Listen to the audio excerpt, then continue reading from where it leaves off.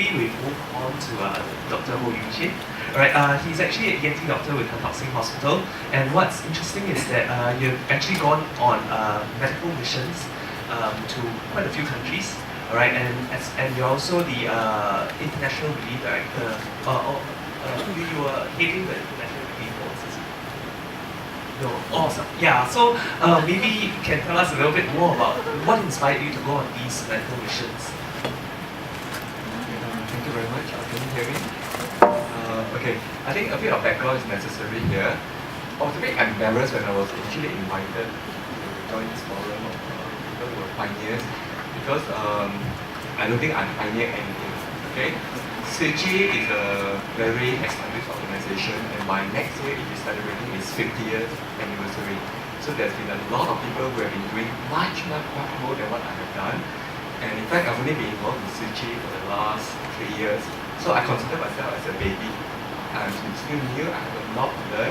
And I'm very happy to see one of my seniors in the audience, Sister Jamie. I'm always very grateful to the seniors in Tzu Chi because I'm learning a lot from them. Now, just to give you a bit of background about Tzu Chi, it started nearly 50 years ago in Huanyan, Taiwan, by a Buddhist nun, Master Chen Yan. And there are 4 main missions in Tzu Chi, namely the mission of charity, mission of medicine, mission of education, and mission of humanistic culture. And alongside that, some additional important activities like international relief, bone marrow donation, environmental protection, and also community volunteerism. So these 8 main activities form the main focus of Tzu Chi. I think I should give you a bit of background as to why I decided to volunteer for Tzu Chi. I became a Buddhist when I was 17 years old, when I had the opportunity to read out some Dharma books, and I found that it resonated with, at that age I was a teenager, I was searching for the meaning of life, and I found that the Dharma books answered a lot of questions. So at the age of 17, I decided to become a Buddhist. But I have one confession that I need to make to everyone here, in that I'm now 41 years old, and for a long time, even though I called myself Buddhist, I was a theoretical Buddhist. Meaning that for me, Buddhism, there's a lot of what not to do as a Buddhist.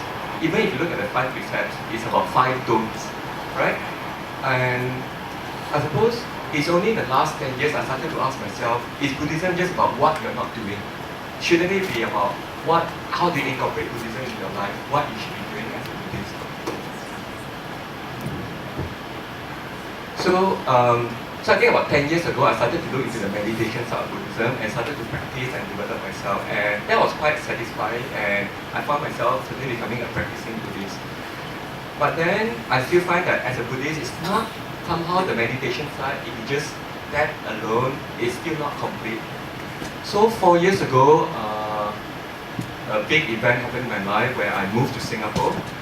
And at that point, an opportunity occurred for me to discover more about Tzu Chi. Because I've known about Tzu Chi for a while, I've been reading about them, but back then, before I moved to Singapore, I didn't have any opportunity to encounter any Tzu Chi volunteers. So about 3.5 years ago, I encountered some Tzu Chi volunteers, and I became very inspired at what they're doing, and I decided to give it a try to volunteer.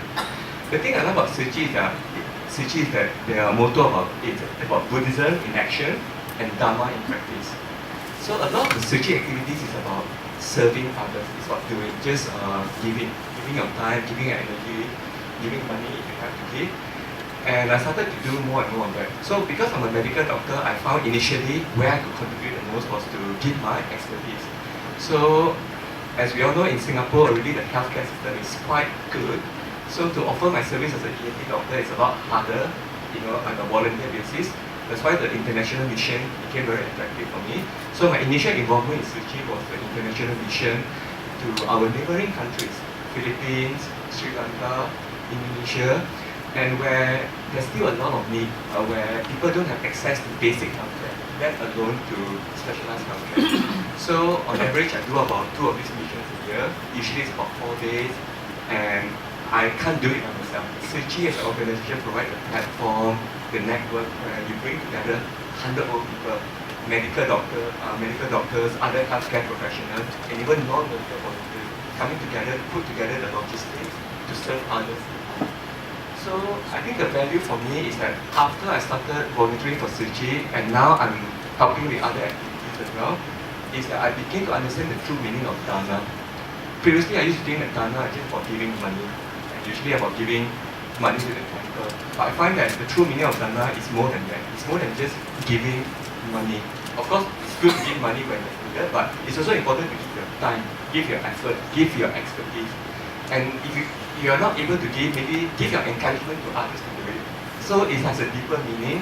And the Tzu Chi way of doing things is everything we do out of love and compassion. So I think it's really incorporating a lot of the Dharma into my daily life.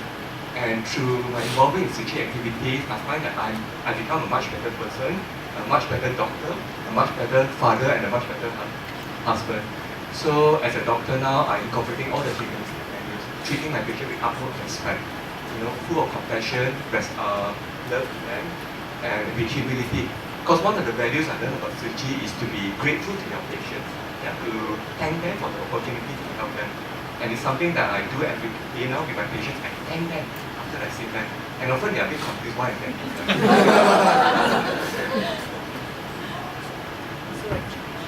Hi. So actually, one of the when starting off these international relief work, right? What are some of the greatest challenges that you met? Okay, first of all, I didn't initiate this medical relief, but they've already been running in Tzu Chi, and for me, I joined to see what else I could do. So on my part, because I'm an ENT surgeon, I find that they weren't providing an ENT service yet, so I decided to set up an ENT service for the mission. And some of the challenges are the logistics, and getting the right equipment, getting the right people to support you.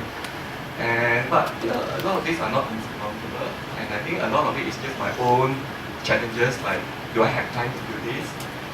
Initially, my own reluctance to also join Tzu Chi because we are known to be a largely Chinese-speaking organization, and I was educated in Malay and English, so I don't speak Chinese very well. So my initial reluctance was also when I fit in, that I don't speak English very well. But I found that language limitation has not been a problem at all. And then within Tzu Chi, they accept everyone, regardless of your race, religion, language, ability. So it's whether you want to serve others. If you want to serve others, I think you'll find something within the organization for you to do.